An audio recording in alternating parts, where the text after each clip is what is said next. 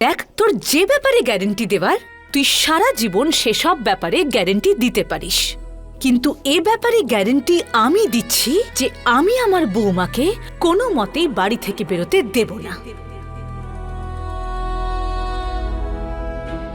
ব্যাস মা, অনেক হয়েছে, অনেক কথা শুনেছি আমি। আর আপনি হয়তো ভাবছেন যে এই এখনো সেই পুরনো পারো যে আপনার কথা শুনে এরকম থরথর করে কাঁপবে। আমি এখন আর সেই পারো নই, এখনো ওই পারো মরে গেছে। আর এতদিন আমি আপনার সঙ্গে খুব ভদ্রভাবে ব্যবহার করছিলাম, কিন্তু জানেন মা, আমি না আর পারবো না, কারণ আপনার মধ্যে না হিংসে ভরে ভরে রয়েছে। আর আপনার অভ্যেস হয়ে গেছে এই হিংসে নিয়েই বেঁচে থাকার। আপনি সারা জীবন ধরে এই হিংসের বোঝা নিয়েই ঘুরে বেরিয়েছেন, আর এখন চাইছেন যে এই হিংসের বোঝা আমিও নিই। না মা, আমি পারবো না। আপনি একটা কথা ভালো করে শুনে নিন। প্রথমত, যে আমি এখন আর আইনত আপনার বৌমা নয়। আমরা স্বামী স্ত্রী একসাথে নিশ্চয়ই থাকি, কিন্তু এখনো পর্যন্ত আমাদের আইনি মতে বিয়ে হয়নি। তাই সেইভাবে ভাবলে আপনি আমার শাশুড়িমা নন। আপনি আমার ওপর কোনোভাবে কোনো চাপ দিতে পারেন না, আপনার কোনো অধিকার নেই। আমি এখন আর সেই আগের পারো নই যে আপনার মান সম্মান রাখার জন্য সব সময় নিজের ইচ্ছেগুলোকে মেরে ফেলবে। আমি আমার ইচ্ছেকে আর মরতে দেব না। আচ্ছা, তাহলে তুইও একটা কথা স্পষ্ট করে শুনে রাখ। আজ যদি তুই এই বাড়ির বাইরে পা রাখিস, তাহলে মনে রাখবি আমি আমার ছেলের ওপর চাপ সৃষ্টি করব যাতে ও তোর সঙ্গে সম্পর্ক না রাখে।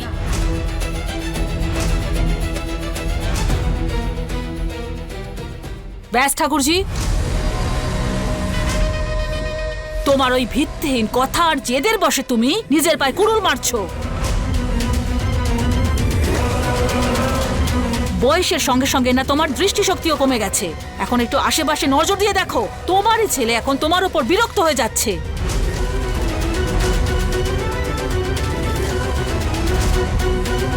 ও একটু ভালো পথে আসার চেষ্টা করছে, ওকে আসতে দাও। কেন নিজের ঘৃণা আর ঈর্ষার বশে ওর জীবনটাকে শেষ করে দিতে চাইছো? আর একটা কথা শুনে রাখো, তোমার এই ঘৃণার জন্য তুমি একদিন ছেলের কাছ থেকে তুমি অনেক দূরে সরে যাবে। আমার ছেলে আমার ঘৃণার জন্য দূরে সরে যায়নি, তোমরা সবাই ওকে আমার কাছ থেকে দূরে সরিয়েছো। এই মেয়েটা আমার ছেলেটাকে দূরে সরিয়ে দিয়েছে। তোমরা সবাই স্পষ্ট করে একটা কথা শুনে নাও, আমি এই মেয়েটাকে বাড়ির বাইরে যেতে দেবই না। যদি ও আমার ছেলের সাথে সংসার করতে চায়, তাহলে ওকে আমার কথা মেনে চলতে হবে। কি করবে তুমি পিসিমণি? পল্টুদাকে বললে ওকে ঘরে আটকে রাখবে? তোমার কি মনে হয় যে এত কিছু হওয়ার পরে পল্টুদা এটা করবে? সরি পিসিমণি, কিন্তু আমার বা এখানে উপস্থিত কারুরই এটা মনে হয় না। ঠাকুরজি, তুমি আমাদের শুধু শুধু দেরি করাচ্ছ, আর এই ধরনের ব্যবহার করে না তুমি তোমার নিজের পায়ে কুড়ুল মারছো। আরে তোমার সঙ্গে এখন আছেটাই বা কে? ছোট আর ঠাকুরপো, আর তো কেউই নেই। এই বয়সে একলা তুমি কোথায় যাবে? কিভাবে নিজের জীবন কাটাবে? এ তো যে কোনো মুহূর্তে বদলে যাবে। আর মেজ বউয়ের কথা, আমরা সবাই ওর সঙ্গে আছি। তোমার যা ইচ্ছে তুমি করে নিতে পারো। তুমি আমায় হুমকি দিচ্ছ? তোমার যা ভাবার তুমি ভেবে নাও।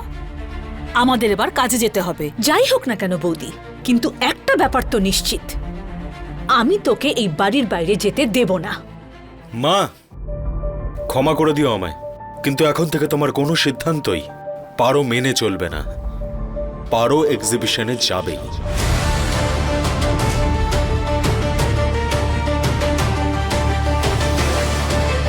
আর ওর সাথে আমিও যাব। আমি তো আজকে অফিস থেকে ছুটিটা শুধু এই কারণেই নিয়েছি। অর্জুনের আমি আসার সময় পরিষ্কার শুনতে পেলাম তুমি কিভাবে কথা বলছো। আমার ছেলেটাকে এরা সবাই ভালো মতোই বশ করেছে। আজ আমার ছেলে আমায় কথা শোনাচ্ছে, নিজের মাকে কথা শোনাচ্ছিস তুই? না পিসিমণি, তুমি এই বিষয়টাকে ভুল বুঝছো। পল্টুদাকে কেউ কখনো বশ করেইনি। আসলে তুমি কোনোদিন পল্টুদাকে বুঝতেই পারোনি, আর না কোনোদিন কোনো ভালো কথা বুঝিয়েছো। এখন দেখো না, অন্য কাউকে আসতে হলো বোঝাতে। তুই বরং চুপ করে থাক, সেটাই ভালো ছোট। তোকে আমি কোলে পিঠে করে মানুষ করেছি, তোকে আদর যত্ন করে বড় করেছি, কিন্তু তুই কখনো আমার পাশে এসে দাঁড়াসনি। সব সময় পরের কথায় বিশ্বাস করেছিস। পিসিমণি, তুমি আবারও ভুল ট্র্যাকে যাচ্ছ। এখানে বিষয়টা আমাকে মানুষ করার নয়। আচ্ছা চলো ঠিক আছে, আমি মানছি তুমি আমাকে মানুষ করেছো। আর আমি এটাও জানি যে তুমি ছোটবেলায় আমাকে শিখিয়েছিলে যে তুমি কখনো কারোর সঙ্গে খারাপ কিছু করবে না, তাতে নিজের ক্ষতি হলে হোক। কিন্তু দেখো না পিসিমণি, তুমি কথাটা ভুলে গেছো। কোনো ব্যাপার না, বয়স বাড়তে বাড়তে মানুষ অনেক কথাই তো ভুলে যায়। কিন্তু আমি আর আমার পরিবার কখনো তোমাকে ছেড়ে দেবে না, না আগে কোনোদিন ছেড়ে দিয়েছে, না এরপরে কোনোদিন ছেড়ে দেবে। আর যতদূর রইল আমার কথা, আমি তোমায় কোনোদিন ফেলে দেব না। আর এই কথাটা আমার মা আমাকে শিখিয়েছিল। আসলে কি বলো তো পিসিমণি, যতক্ষণ তুমি পুরো পরিবারের সঙ্গে থাকবে তখন তুমি যে আনন্দটা পাবে, বড় বড় প্রাসাদে থেকেও তুমি তা পাবে না। তুমি ছোটবেলায় আমাকে যা কিছু শিখিয়েছিলে, তুমি যদি সেই কথাগুলোকে এখন মনে করো তাহলে বাকি জীবনটা ভালোই কাটবে। পিসিমণি, যতক্ষণ আমরা একসঙ্গে রয়েছি ততক্ষণ আলো আছে, ততক্ষণই জ্যোৎস্না আছে। আর যদি না থাকি তাহলে অন্ধকার হবে, অমাবস্যা হবে। এবার তুমিই ভেবে দেখো তোমার কাছে সময় আছে যে তুমি কি করতে চাও। এবার চলো, আমরা লেট হয়ে যাচ্ছি, চলো মা যাই। আরে হ্যাঁ, ওই ওই ওখানে খোকনও তো অপেক্ষা করছে। তুই টেম্পোওয়ালাকে ডেকেছিস তো? হ্যাঁ বড় মামি, ওই টেম্পোওয়ালা ওখানে অপেক্ষা করছে, হয়তো আমি বলেছি ওকে। মা, এক কাজ করি, আমরা এই জিনিসগুলো নিয়ে যাচ্ছি, তার আগে ভগবানের নাম নিয়ে নি। তাহলে বলো জয় মা দুর্গা। জয় মা দুর্গা। আপনারা কোথায় যাচ্ছেন?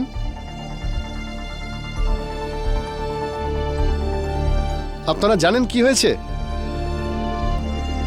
আরে আপনি এত হাঁপাচ্ছেন কেন? বলবেন তবে তো জানতে পারবো যে কি হয়েছে। কি হয়েছে? সতু কাকা, কি সতু মামা, কি? সন্তু মামার কি হয়েছে?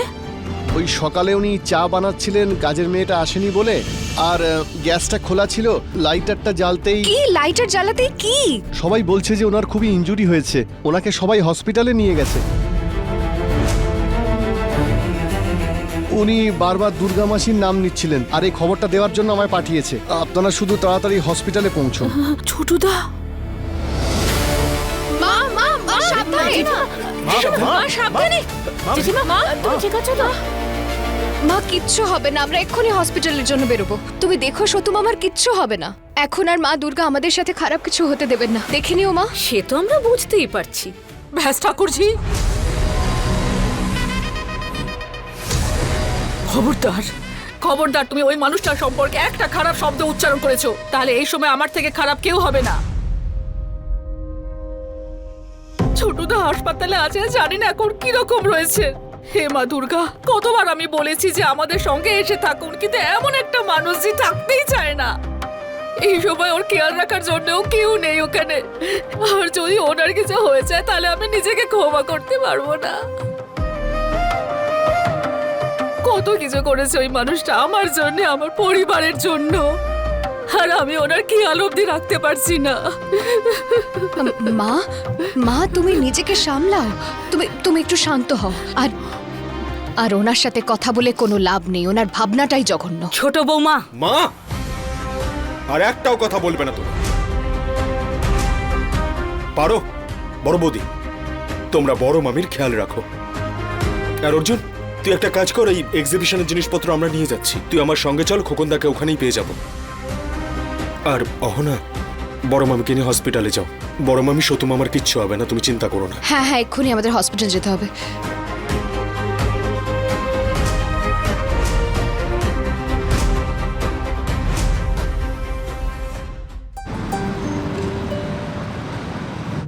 মা মা, এই যে রুম নাম্বার 10, সতু মামাকে এখানেই রাখা হয়েছে।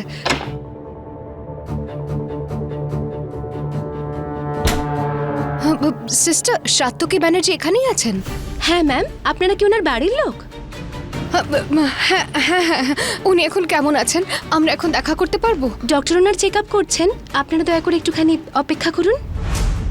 এখন কিরকম আছেন উনি? অনেকটা পুড়ে গেছে কি? মানে মানে ওনার খুব কষ্ট হচ্ছে না তো? ম্যাম প্লিজ একটু শান্ত হন, হাতটা একটুখানি পুড়ে গেছে, এখন উনি আগের থেকে অনেকটা সুস্থ। ডক্টর আপনাকে ডিটেলসে সব বলে দেবেন। প্লিজ ম্যাম একটুখানি অপেক্ষা করুন।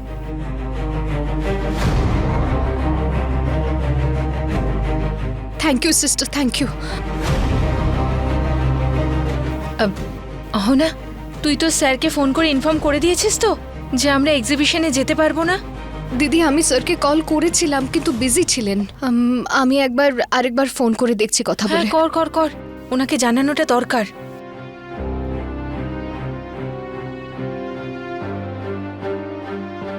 Hello hello sir. অহনা, কোথায় তুমি?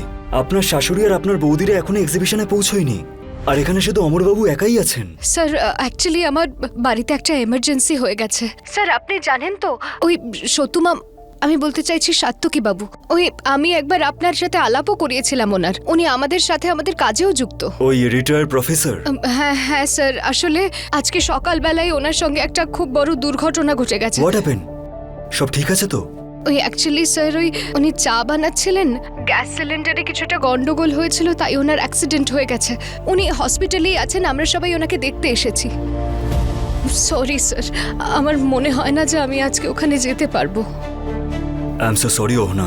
অহনা, কিন্তু এই এক্সিবিশনটা ন্যাশনাল লেভেলের, অনেক অফিসাররা এখানে থাকবেন, আর তুমি তো জানো আমি একা এগুলো হ্যান্ডেল করতে পারবো না, আর বাকি সব অফিস স্টাফদেরকেও তো আপনি ভালো করে চেনেন। নো স্যার, আমি বুঝতে পারছি, কিন্তু সতু মামাকে আমি এভাবে একলা ফেলে যেতে পারবো না স্যার। আসলে উনি আমার কাছে আমার বাবার থেকে কম কিছু নন। এরকম ক্রিটিক্যাল সময় আমি আমার পরিবারকে ছেড়ে আসতে পারবো না sir. I know Ahana, but কাজটাও তো ইম্পর্টেন্ট, তাই না? আই নো স্যার, কাজটাও যথেষ্ট ইম্পর্ট্যান্ট, কিন্তু স্যার যদি এমন কঠিন সময় এসে আমি যদি আমার পরিবারের পাশে না দাঁড়াই, তাহলে আমি নিজেকে পরিবারের অংশ কি করে বলতে পারি স্যার? সতু মামার পরিশ্রম আর শিক্ষার ভরসাতেই আমি আজ এই অবধি পৌঁছেছি, যার জন্য আমি এই চাকরিটাও পেয়েছি। উনি আমাকে আশ্বাস দিয়েছেন, আমার সাহস বাড়িয়েছেন, আমাকে পড়িয়েছেন, তবে কি আমি এই জায়গায় পৌঁছতে পেরেছি, আর এই এক্সামটা ক্র্যাক করতে পেরেছি, এই চাকরি পেয়েছি আমি। আমি তো আপনাকে বললাম, উনি আমার কাছে আমার বাবার থেকে কম কিছু নন। উনি আমাকে নিজের মেয়ে মনে করেন, আর একজন মেয়ে তার বাবাকে এরকম কঠিন সময় কি করে ছেড়ে চলে যেতে পারে স্যার? স্যার আপনিই বলুন। ঠিক আছে অহনা, আপনি নিজের মনকে শক্ত রাখুন, আর আশা করছি উনি তাড়াতাড়ি ঠিক হয়ে যাবেন। আপনি টেনশন করবেন না, আর ইনফর্ম করতে থাকবেন যে উনি কেমন আছেন। আর অমরবাবু বলছিলেন যে এখনো কিছু মূর্তি স্টকে পাঠানো বাকি আছে, সেটার কি ব্যবস্থা করা যেতে পারে? হ্যাঁ হ্যাঁ স্যার, ডোন্ট ওয়ারি। ওই অ্যাকচুয়ালি অর্জুন, আই মিন আমার হাজবেন্ড আর আমার মেজো ভাসুর, তারা সমস্ত জিনিস নিয়ে এক্সিবিশনের জন্য রওনা দিয়েছে। আমি একটা কাজ করছি, আমি ওদের ফোন করে বলে দিচ্ছি যেন আপনাকে কিছুটা সাহায্য করে দেয়। স্যার সো সরি, আমি আপনাকে একটা ট্রাবলের মধ্যে ফেলছি, কিন্তু আমার কাছে সত্যি আর কোনো রাস্তা নেই। আরে ঠিক আছে, আপনি আমাকে বারবার সরি বলে লজ্জিত করবেন না। আমারও বাবা আছে, আমি আপনার কষ্টটা বুঝতে পারছি। সব ঠিক হয়ে যাবে, আমি এদিকটা সামলাচ্ছি। ঠিক আছে, আমি ফোনটা রাখছি। হ্যাঁ আচ্ছা sir, thank you so much. এই ডাক্তারবাবু কিছু কেন বলছেন না? তোমরা একটু গিয়ে দেখো না, আমি বরঞ্চ গিয়ে দেখি। মা সামলাও নিজেকে। সতু মামার কিচ্ছু হবে না, একদম ঠিক থাকবে সতু মামা। তুমি তো দেখলে নার্স বললো যে মামা বিপদ মুক্ত। মা, সতু মামার কিচ্ছু হতে পারে না। আর ভগবান এত নিষ্ঠুর নন, একবার আমার মাথার ওপর থেকে আমার বাবার হাত উঠে গেছে, দ্বিতীয়বার ভগবান আমার সাথে এটা করতে পারে না। ছোটটা আমার কাছে একটা গাছের মতো, যার ছায়ায় আমি বড় হয়ে উঠেছি। আমি সবকিছু শিখেছি, পৃথিবীকে জানতে শিখেছি। ওই একটা মানুষ যে আমার কাছে কোনোদিন কিছু আশা করেনি, খালি আমার সুখের কথা চিন্তা করেছে। আর আজকে যদি ওনার কিছু হয়ে যায়, আমি নিজেকে ক্ষমা করতে পারবো না। আমাদের বাড়ির এত কাছে থেকেও আমরা ওনার খেয়াল রাখতে পারলাম না।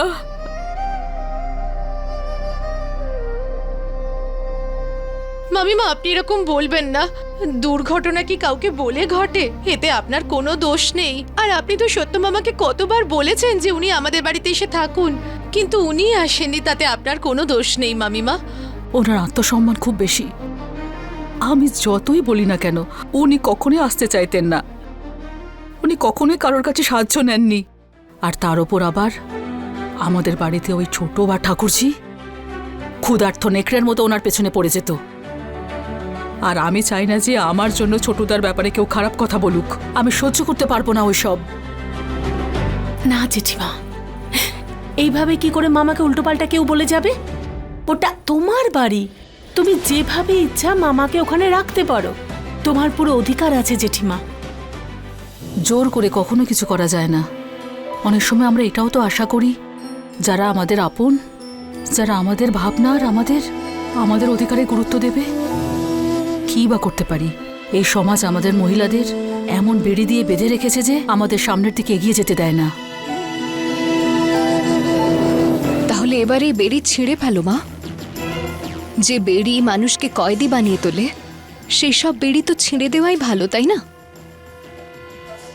কে এই বেড়িটাকে ভাঙতে পারবে বলো? কে ভাঙবে? এই বয়সে এসে এখন আমার মনে হয় আমার শরীর আর অতটা বল নেই যে যখন থেকে ছোটদার এই কথাটা শুনেছি না, তখন থেকে মনে হচ্ছে যে আমার সাহস, আমার শক্তিকে কেউ শেষ করে দিয়েছে। যদি ওনার কিছু হয়ে যায় তো? মা, মা তুমি আগে এসব কথা ভাবা বন্ধ করো। আর তোমার সাহসকে দোমরানো, মোচড়ানো সেসব অতটা সহজ নয়। আমি তোমায় কথা দিচ্ছি মা, যখন সতু মামা হসপিটাল থেকে ডিসচার্জ হবে না, আমি মামাকে আমাদের সাথে বাড়ি নিয়ে যাব একদম। আর এমনিতেও মামাকে তো এই অবস্থায় একলা ছাড়তেও পারবো না। আর ব্যাস, সতু মামা একবার আমাদের সাথে বাড়ি চলে গেলে আমি আর ছাড়বই না মামাকে। তারপর যার যা বলার বলবে, আমি কারুর একটা কথাও শুনবো না। সামলাও মা নিজেকে।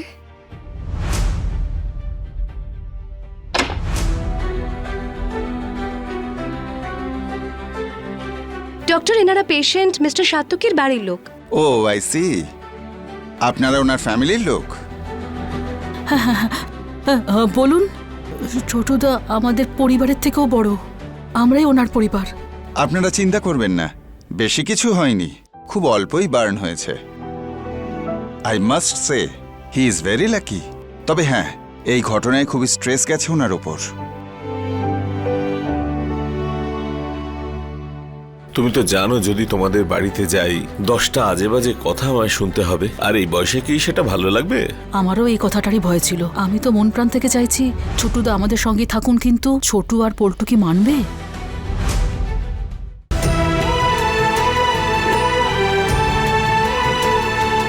আমি ইনজেকশন দিয়ে দিয়েছি, উনি অনেকটা রিলিফ পাবেন। আপনারা এখন ওনার সঙ্গে দেখা করতেই পারেন। বাট হ্যাঁ, আপনাদের মধ্যে দুর্গাকে, যখন থেকে অ্যাডমিট করা হয়েছে ওনাকে, উনি দুর্গা নামের কাউকে খুঁজছেন। আমি দুর্গা ছোটবেলা থেকেই ছোটদাকে খুঁজছি, জানি না কবে খুঁজে পাবো। সরি, কিছু বললেন কি আপনি? হ্যাঁ, আচ্ছা ওনার সঙ্গে দেখা করতে পারি? ঠিক আছে, আপনারা ভেতরে যান। ইনফেকশনের রিস্ক আছে, আপনারা খুব বেশি কাছে যাবেন না। মনে রাখবেন, ওনার এখন রেস্টের প্রয়োজন। হ্যাঁ ডক্টর, আমরা খেয়াল রাখবো, অবশ্যই খেয়াল রাখবো। Thank you doctor, thank you so much. মা চলো। ছোটদা, দুর্গা এসেছো? তোমার অপেক্ষাতেই ছিলাম। সতু মামা, কি অবস্থা হয়েছে আপনার? কি হয়েছে? উকিল বাবু, আমি আপনাকে আরো একটা অ্যাপ্লিকেশন দিয়েছিলাম, সেটা প্লিজ বার করবেন। দুর্গা দেবী সেন আর সাত্তকী ব্যানার্জি।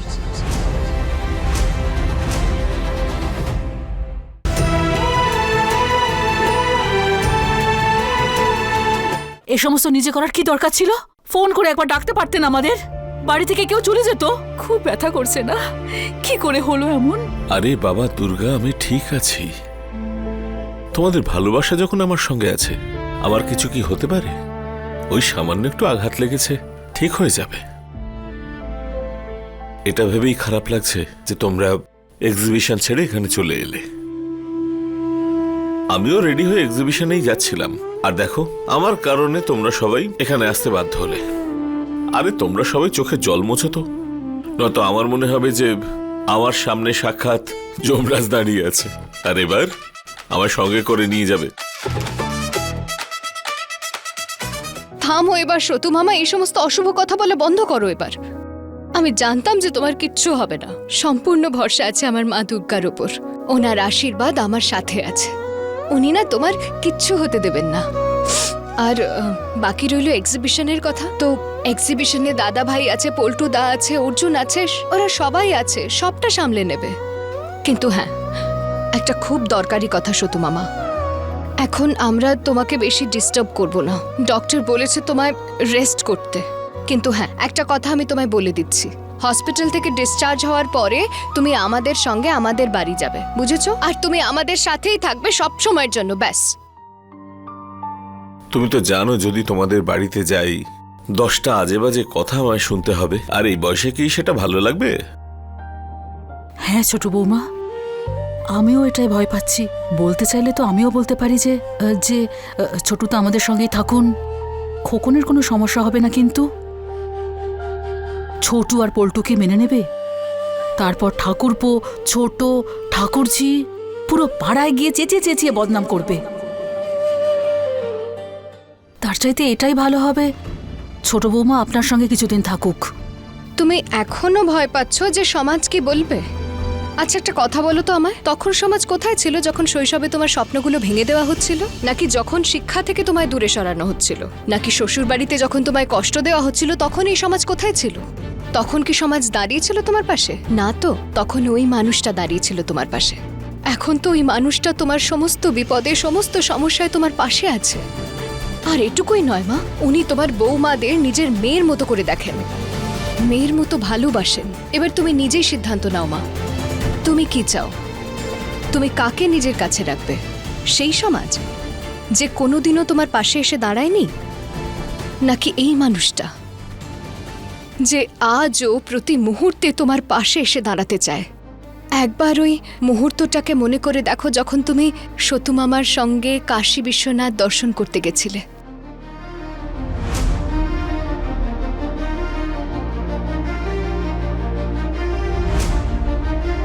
কত আনন্দে ছিলে মা, তোমার মুখে কি সুন্দর হাসি ছিল। মা, সেই মুখের হাসিটাকে ম্লান হতে দিও না মা, সবার ভাগ্যে এটা আসে না।